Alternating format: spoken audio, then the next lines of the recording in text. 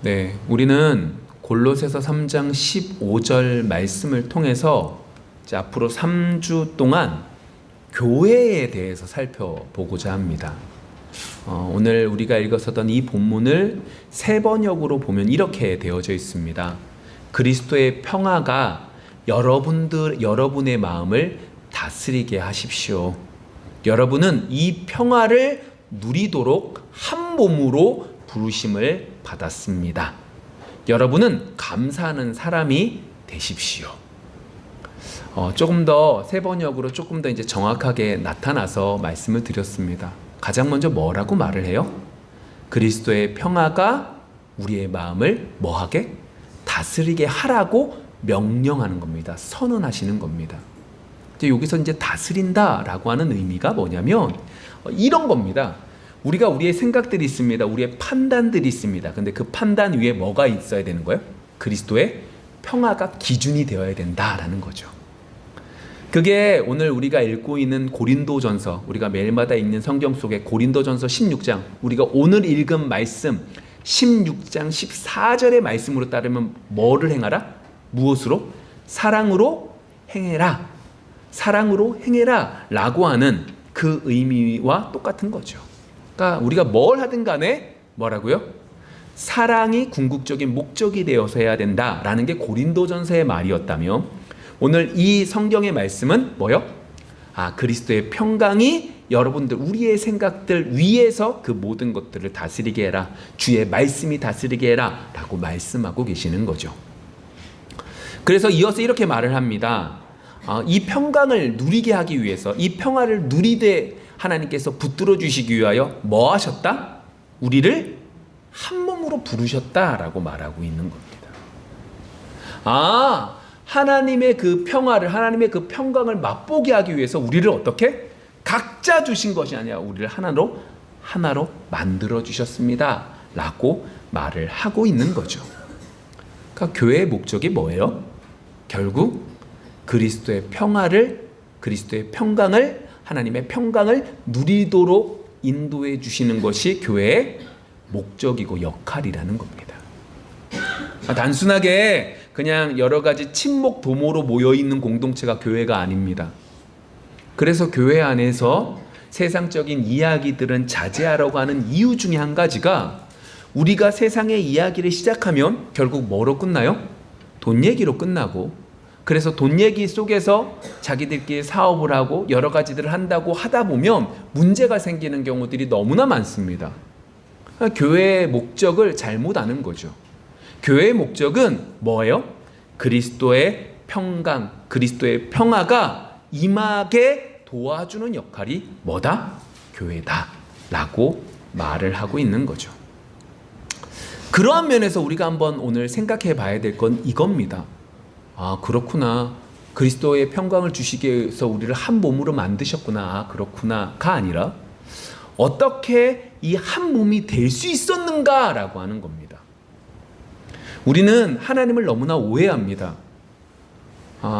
하나님은 대충 딱딱하면 모든 것들이 이루어진다고 생각합니다. 어떤 의미냐? 굳이 예수님이 돌아가시지 않아도 될 걸 돌아가셨다라고 생각을 합니다. 근데 그것이 아닙니다. 하나님은 공의의 하나님이라고 표현합니다. 어떤 의미죠? 내가 좋아하든 싫어하든 똑같은 기준에서 모든 것들을 평가하는 겁니다. 인간이 죄를 졌기 때문에 그 인간의 죄를 해결하기 위해서 누가 오신 거예요? 예수님이 대신 십자가를 짊어지고 가셔야만 되기 때문에 그 공의의 하나님을 충족하시기 위하여 예수님은 돌아가실 수밖에 없는 거죠. 그러니까 그러한 면에서 이 교회가 하나 될 수 있었다? 이건 역시도 그냥 하나? 이게 아닙니다. 전제가 뭐예요? 죄인이잖아요. 어떻게 예수님께서 그리스도의 평강을 우리에게 주실 수 있었는지 오늘 말씀을 통해서 살펴보기를 원합니다. 그리고 그것 속에서 뭘 누려야 되는 거예요? 내가 무엇이간데 이처럼 사랑하여 주셔서 이렇게 많은 역사들을 통하여 우리에게 그리스도의 평강을 맛보게 하시는지 감사하며 더욱더 주님 앞에 무릎 꿇고 나아갈 수 있는 귀한 시간이 되어지기를 소망합니다. 여러 가지 말씀들을 통하여 조금 더 자세하게, 그리고 그 속에서 조금 더 하나님의 은혜를 누릴 수 있기를 소망합니다. 성경은 이렇게 말을 합니다. 누구든지 주의 이름을 부르면 구원을 받습니다. 누구든지 예수님의 이름을 부르고 믿으면 구원을 받습니다. 근데 문제가 있습니다. 사람들이 이것만 전하고 이것만 머릿속에 있는데 한 가지 문제가 뭐냐? 이미 우리는 죄인이라는 거죠. 이미 우리가 죄인이라는 것이 너무나 큰 문제가, 어떤 문제가 있냐면, 그러니까 이 세상에 몇 대 없는 차가, 우리나라에 한 대도 없는 차가 외국에서 들어왔다고 해봅시다. 들어오는 과정 속에 어떻게 잘못해가지고 차가 조금 찌그러진 거예요. 근데 그 찌그러진 게 어떻게 처음보다 어떻게 보면 그냥 찌그러진 게 보이지 않고 어떻게 멋을 낸 것처럼 보여진다고 생각을 해봅시다. 그리고 그 차가 들어왔어요. 우리나라에 있는 사람들은 그 차의 그 찌그러진 부분을 뭐로 여기는 거예요? 한 번도 본 적이 없으니까 와, 이건 원래 이렇게 멋을 부린 거구나, 역시 좋은 차는 다르네 라고 생각할 겁니다. 근데 원래는 뭐예요? 그 차는 들어오다가 찌그러진 거거든요. 이 차는 감가가 되는 거예요. 이미 부서진 차가 되는 거예요. 잘못된 차가 되는 거예요. 근데 우리 입장에서는 뭐예요? 완벽한 차죠. 어떻게 이렇게 디테일하게 이 모든 모양을 냈는가 라고 생각이 들 만큼 완벽한 차가 된다는 겁니다. 제가 왜 이 이야기를 드려요? 누구든지 예수님을 믿으면 돼요. 주로 시인하면 돼요. 너무나 쉽게 생각하지만 전제가 뭐예요? 우리는 죄인이라는 겁니다. 죄로 죽었기에 우리 스스로 주님을 찾을 수 있다, 없다? 없다. 그래서 우리가 예수님을 믿었다? 이건 누구의 역사하심이에요? 우리의 능력이 아닙니다. 제가요 생각을 해봤더니요, 예수님의 말씀이, 하나님의 말씀이 맞아져서 어떻게 연결이 돼서 이론적으로 맞아서 제가 이걸 믿어요. 아니에요. 그렇게 믿는 게 아닙니다. 우리의 능력과 우리의 실력으로 믿는 것이 아니라 누구요? 주의 성령이 임하여질 때만이 믿을 수 있는 거죠. 이게 제 얘기가 아니라 요엘서 2장에 보시면 뭐라고 말하냐면, 주의 신을 부어주셔서 주의 이름을 부르게 하겠다라고 말을 합니다. 그때가 되면 주의 신을 내가 너희들에게 부어줄 거야. 그럼 너희들이 주의 이름을 부르게 될 거야 라고 요엘서 2장에서 말씀하셨죠. 그리고 그 사람들이 구원받는다고 말하고 있습니다. 그리고 그것이 사도행전의 말씀 속에, 2장의 말씀 속에 그대로 이루어집니다. 베드로가 설교하거든요. 요엘서 2장 말씀들을 기억하셔서 그렇게 요엘이 말했던 그때가 지금이야. 주의 성령이 임하셔서 우리가 주님 앞에 나아갈 수 있게 됐어. 예수님의 이름을, 하나님의 이름을 부를 수 있게 됐어. 근데 그 모든 것들이 누구 때문인지 아니?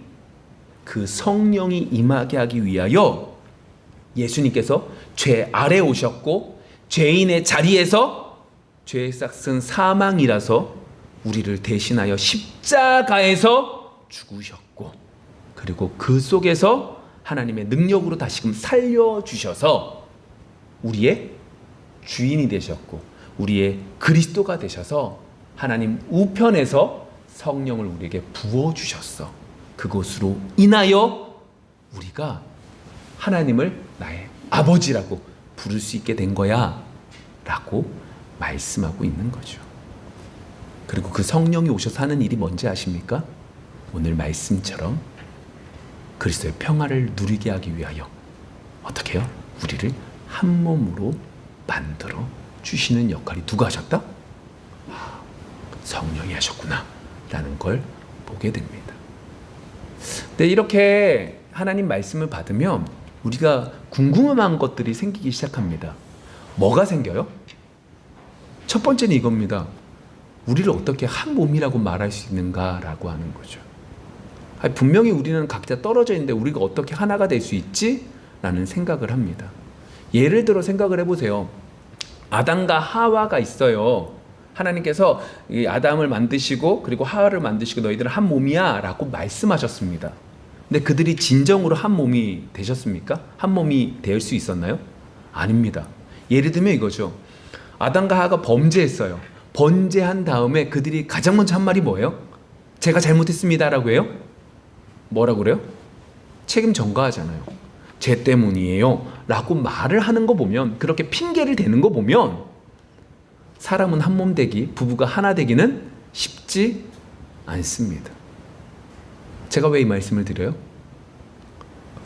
성경 속에서 너희는 한 몸이야 라고 말하는 것의 전제는 우리의 노력으로 하나가 될 수 있다 없다? 아니다. 우리는 절대로 하나가 될 수 없다. 아담과 하와조차도 서로 핑계대는 것이 죄인의 모습인데, 그것이 인간의 모습인데 우리는 할 수 없다. 그렇게 누가 하신다? 하나님께서 하실 수 있다. 그것을 누가 이루셨다? 예수님께서 두 번째 아담이 되셔서 그 모든 것들을 이루셨다 라고 말하고 있는 겁니다. 주님께서 분명히 한 몸이 된다라고 말씀하셨지만 그건 역시도 누가 이루신다? 주님께서 이루셨구나. 우리 좀만 더 가볼까요? 주님이 그 길을 어떻게 이루셨습니까? 예수님께서 이 땅에 오신 다음에 사역을 하시기 전에 가장 먼저 하신 것이 뭐냐면 세례를 받으십니다. 요단강가에 가셔서 그때 있었던 세례 요한의 세례를 받습니다. 세례를 받았다라고 하는 의미가 뭔지 아십니까? 이겁니다. 내가 세례 속에 포함되었다라는 의미입니다. 그러니까 내가 세례를 받아야만 되는 존재다라는 상징적인 의미로 가서 받으신 거죠. 근데 그렇게 세례를 받으러 가셨을 때 세례 요한이 예수님께 뭐라고 말을 하냐면, 세례 받을 수 있습니다, 없습니다? 없어요. 제가 세례를 받아야죠. 어떻게 주님께서 받으십니까? 라고 말을 합니다. 어떤 의미냐면 이겁니다. 지금 세례 요한이 세례를 베푸는 그 세례의 기본 의미는 뭐예요? 죄인들이 받아야 될 의미입니다. 그러니까 너희들이 죄인이니까 세례를 받음으로 다시금 새 사람이 되어라 라는 의미에서 세례를 주고 있었던 거죠. 그래서 세례 요한이 전했던 내용들을 보시면, 야 너희들 범죄하고 범죄한 것들 가서 회개하라, 너희들 되돌려라 라고 말하면서 세례를 행했던 겁니다. 그 시대에 있었던 다른 종교 지도자들이 하지 못했던 이야기들을 그가 했기에 정말로 많은 사람들이 구름대같이 가서 그에게 세례를 받았던 거죠. 그런 의미 때문에 세례 요한이 뭐라고 말하는 거예요? 주님, 저는 주님을 세례할 만한 능력이 못 됩니다. 반대로 주님이 저를 세례해 주셔야 됩니다 라고 말하고 있는 거죠. 근데 그럼에도 불구하고 예수님이 세례를 받으셨습니다. 왜 받으셨죠? 아까 전에 말씀드렸잖아요. 죄인의 온전한 모습들을 상징적으로 그 모든 것들 속에 있음을 말씀하고 계시는 겁니다. 온전한 인간임을 말씀하고 계시는 거죠. 그래서 주님께서 하시는 말씀이 뭐냐면, 그렇게 하는 것이 의를 이루는 것이다 라고 말씀하시는 거예요. 자, 이렇게 예수님께서 죄인의 모습으로 율법 아래 그리스도와 연합되어 지셨습니다. 그리고 그 예수님은 어디로 향하시죠? 십자가로 향합니다. 왜 십자가로 향하시는 거죠? 죄인이 가야 될 결국 저주 아래서 죽임을 당하는 그 결국으로 가는 겁니다. 누구 때문에요? 우리 때문에요. 굳이 받으실 필요 없는 세례를 받으심으로 죄인과 연합되심을 통하여 그 모든 것들을 짊어지고 십자가로 나아가고 계시는 거죠. 뭘 위해서요? 오늘 말씀을 통하면 한 몸을 만들기 위해서요. 제가 지금 이 말씀들을 이렇게 다시금 되뇌이는 이유는 이 말씀들이 우리의 신앙생활의 전부이기 때문에 그렇습니다. 이 복음이 예수님이 우리를 위해서 죽으시고 예수님이 우리를 부활하셨다라고 하는 것이 지난주 금요일 기도회 때 말씀처럼 뭐가 되는 거예요? 우리의 신앙의 전부이기 때문에 다시 한 번 더 말씀을 드리는 겁니다. 맞습니다. 예수님은 우리 때문에 우리의 죄를 모두 짊어지시고 십자가에 나아가게 되셨고, 그것을 통하여 결국 성령이 임하게 되셨습니다. 성령이 임함으로 우리가 어떻게 되는 거예요? 우리 속에 그리스도의 영이 임하게 됩니다. 그것을 통하여 어떻게 되는 거예요? 성령이 임하심으로 우리가 의롭다함을 받았습니다. 우리가 거룩함을 받았습니다. 우리가 영화롭게까지 될 수 있는 축복이 우리에게 임하게 된 거죠. 오늘 말씀을 통해서는 뭐예요? 한 몸 되게 하기 위해서. 여러분, 제가 지금 이 세례에 대한 얘기를 드렸던 건 로마서 6장에 보시면 그대로 나타납니다. 이제 로마서 6장을 보시면 하나로 묶였다라고 하는 부분들 속에서 세례를 말씀하고 계시는데, 로마서 6장부터 말씀인데 제가 한 전 천천히 읽어볼게요. 6장 1절입니다. 그런즉 우리가 무슨 말을 하리요? 은혜를 더하게 하려고 죄에 거하겠느냐? 그럴 수 없느니라. 죄에 대하여 죽은 우리가 어찌 그 가운데 더 살리요? 무릇 그리스도 예수와 합하여 세례를 받은 우리는 그의 죽으심과 합하여 세례를 받은 줄을 알지 못하느냐. 여러분, 지금 우리가 했던 얘기, 좀 전에 세례 요한에 대한 얘기 그대로 말씀 속에 나오는 거예요. 계속 읽겠습니다. 그러므로 우리가 그의 죽으심과 합하여 세례를 받음으로 그와 함께 장사되었나니 이는 아버지의 영광으로 말미암아 그리스도를 죽은 자 가운데서 살리심과 같이 우리로 또한 또한 새 생명 가운데서 행하게 하려 함이라. 만일 우리가 그의 죽으심과 같은 모양으로 연합한 자가 되었으면 또한 그의 부활과 같은 모양으로 연합한 자도 되리라. 계속 읽을게요.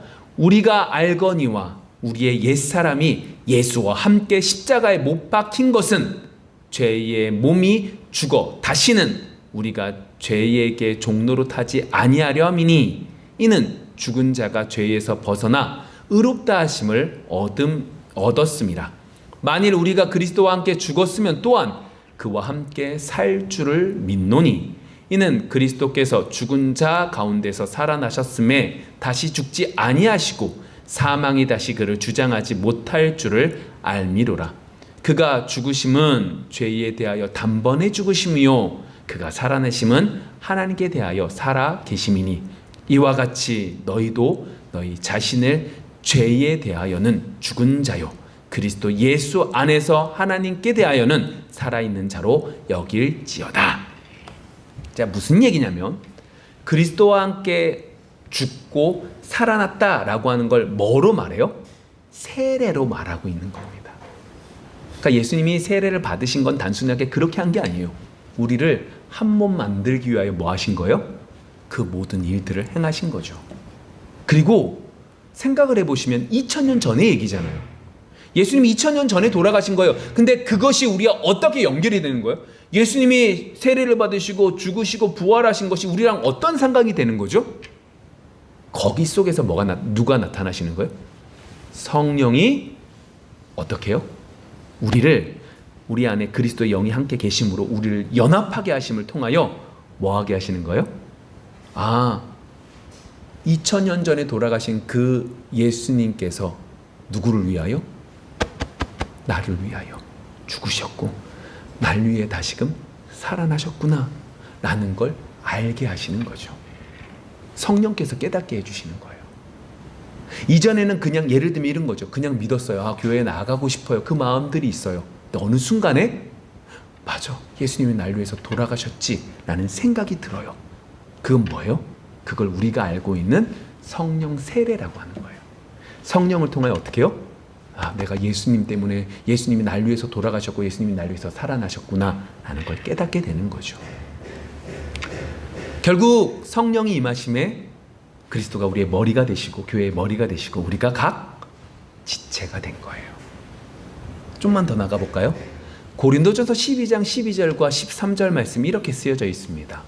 몸은 하나인데 많은 지체가 있고 몸의 지체가 많으나 한 몸인과 같이 그리스도도 그러하니라. 우리가 유대인이나 헬라인이나 종이나 자유인이나 다 한 성령으로 세례를 받아 한 몸이 되었고 또 다 한 성령을 마시게 하셨느니라. 얘기가 이렇습니다. 몸이 하나예요. 근데 지체가 많아요. 그러니까 예를 들면 몸은 제가 제 전데 이 안에 뭐도 있어요? 눈도 있고 코도 있고 입도 있고 귀도 있고 발도 있고 내장도 있고 여러 가지들이 있잖아요. 이러한 것들, 그런데 이 모든 것들은 누구다?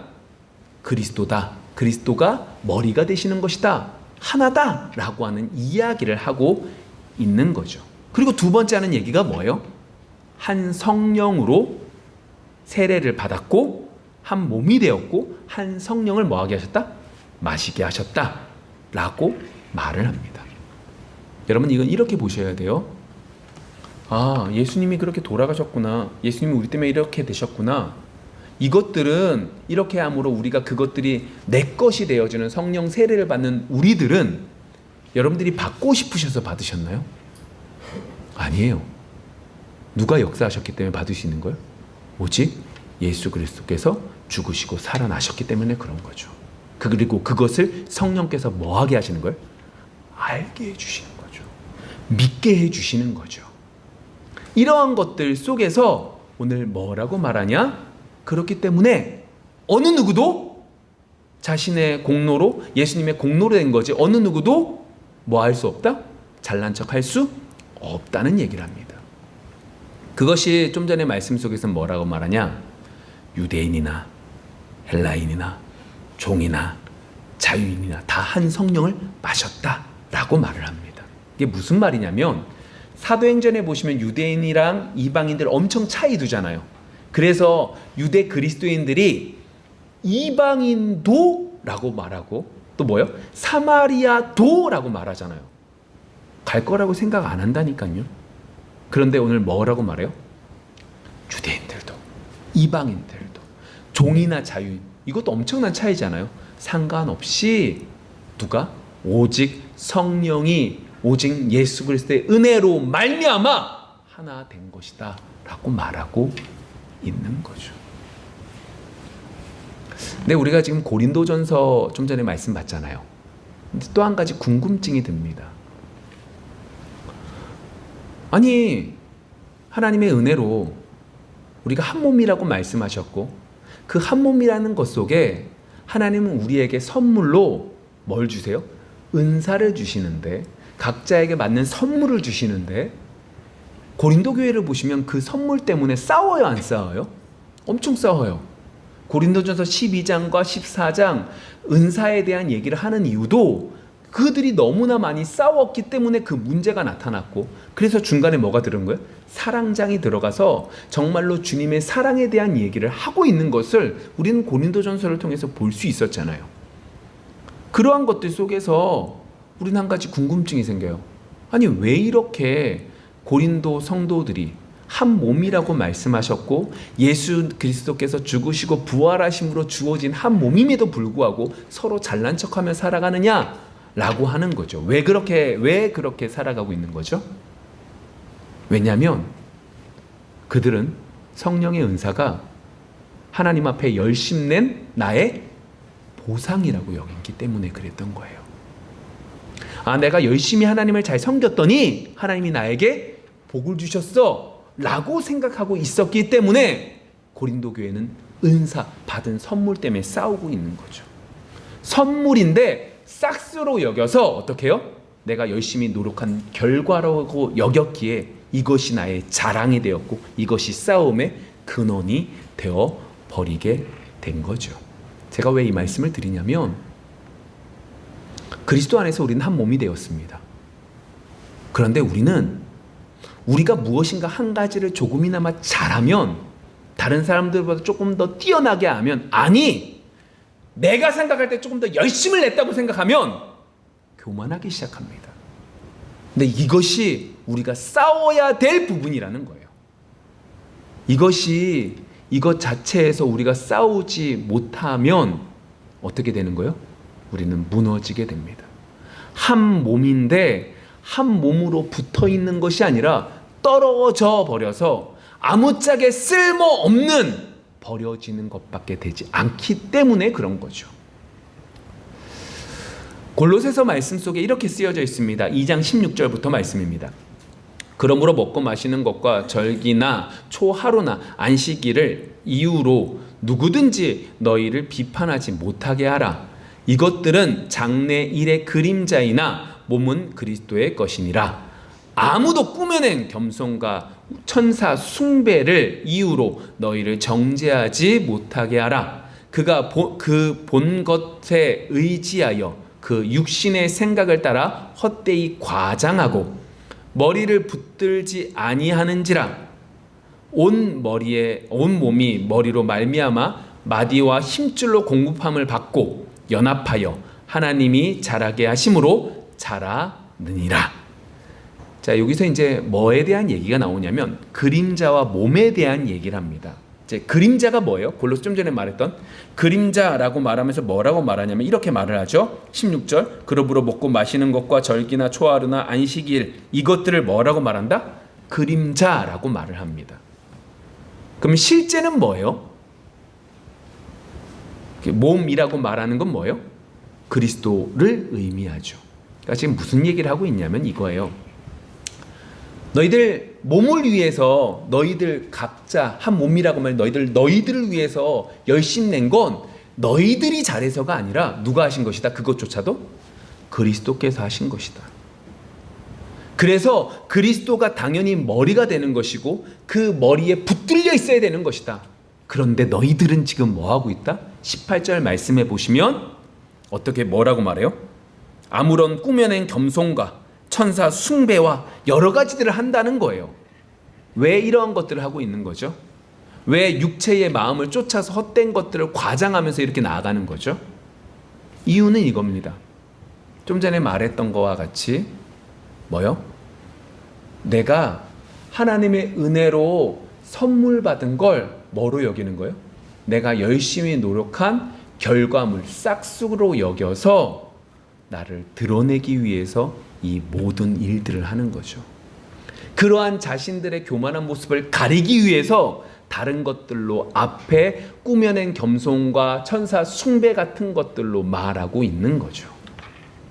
그게 어떠한 사람들이냐? 그 사람들의 특징이 뭐냐? 한 번 더 말씀 볼까요? 전도서 18장 1절입니다. 무리에게서 스스로 갈라지는 자는 자기 소욕을 따르는 자라 온갖 참 지혜를 뭐 한대요? 배척한대요. 이게 무슨 얘기냐면 이거예요. 교회에 한 몸으로 붙어 있기를 원한다, 싫어한다? 싫어한다 라고 하는 이야기를 하는 거죠. 자, 정리를 한번 해보세요. 이 말씀을 하고 있는 거예요. 우리는 한 몸이에요. 근데 그 한 몸을 만들기 위해서 예수님은 어떻게 하신 거예요? 세례를 받으셨어요. 왜 세례를 받으셨죠? 우리와 동등된 죄인과 연합되기 위한 거였어요. 죄인과 연합되신 예수님께서 어디까지 가신 거예요? 그 죄인의 결과인 죽음까지 가는 거예요. 근데 죽음이 뭐예요? 저주, 죄의 결과로 죽음, 저주의 결과로 죽는 그 십자가까지 내려가신 거죠. 근데 예수님이 거기서 죽지 않으시고 하나님의 능력으로 부활하셨고 승천하셔서 성령을 보내주셨어요. 성령이 우리에게 와서 무슨 일을 하셨어요? 우리를 하나 되게 하신 거예요. 머리는 그리스도요, 몸은 우리가 되게 하셔서 각 지체가 있지만 우리는 하나라고 말씀하셨어요. 우리는 오해예요. 우리는 각 지체라서 하나님이 주신 선물로 각 지체의 역할들을 감당하면서 나아가야 되는데 우리는 오해해요. 뭐요? 내가 잘나서 내가 열심을 다해서 눈과 같이 빛날 수 있어. 코와 같이 숨을 쉴 수 있어. 입과 같이 먹을 수 있게 된 거야 라고 하는 교만이 일어나게 되죠. 근데 그러한 사람들은 오늘 골로새서와 잠언서 말씀을 통해서 이러한 사람들은 뭐 하는 거예요? 한 지체가 되고 싶어 안에서 결국 떨어져 나가는 존재가 될 것이다 라고 말하고 있는 거죠. 왜 고린도의 전서에서 바울이 이 말을 해요? 이유는 간단해요. 사람들이 교만했거든요. 하나님이 주신 귀한 선물을 싹스로 여겨서 내가 잘났다고 싸워갔거든요. 그래서 바울은 한 몸인 것을 분명하게 말하고 있는 거예요. 우리 교회에 한 지체가 아파요? 그럼 우리 모두의 아픔이 되는 거예요. 우리 교회에 한 사람의 기쁨이 있어요? 그럼 우리 모든 성도들의 기쁨이 되어야 된다는 거죠. 이솝 우화에 보시면 여러분 그 얘기 아세요? 어느 날 각 이렇게 몸 부분들이 와서 자기를 자랑하는 거예요. 나는 손이 이렇게 말하는 거예요. 나는 나는 일을 하니까 몸이 너무너무 잘 버틸 수 있게 되는 거야. 나의 역할이 이만큼이야 라고 말을 합니다. 발이 말을 합니다. 내가 돌아다니기 때문에 뭐한다? 내 몸이 유지될 수 있는 거야 라고 말하는 거죠. 입도 내가 먹어야지 그럴 수 있다 라고 서로 각자 맘에 그 자랑거리를 막 말을 하기 시작해요. 그런데 이 자신의 자랑들이 어느 순간에 딱 멈추고 한 사람들을 한 지체를 가르쳐서 막 욕을 하죠. 그 지체가 뭐냐? 배예요. 위예요. 야, 너는 준 거 먹고만 있으니까 넌 아무짝에 쓸모없는 거야 라고 생각해서 손과 발과 입이 그 배 위에게 음식을 주지 않기 시작해요. 결국 어떻게 돼요? 죽는 거죠. 그게 이솝우화에 나오는 내용이잖아요. 제가 왜 이 이야기를 드리냐면 교회가 딱 그 역할이라는 거예요. 교회는요, 하나님의 평강이 우리를 다스릴 수 있도록 역사해 주시는 장소예요. 그런데 우리 교회 가운데 뭐가 있어요? 가시 같은 사람들이 존재해요. 그들이 가시 같은 역할을 하는 이유는 어디에 있는 거예요? 하나님 앞에 교만하기 때문이죠. 그러나 하나님께서 그들을 우리 속에 두셨다라고 하는 이유는 뭐 때문인 거예요?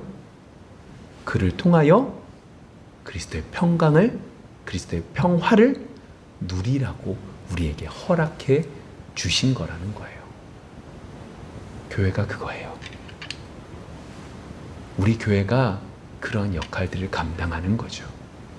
우리 교회 가운데 정말로 그 은혜와 그 사랑이 넘치기를 소망합니다.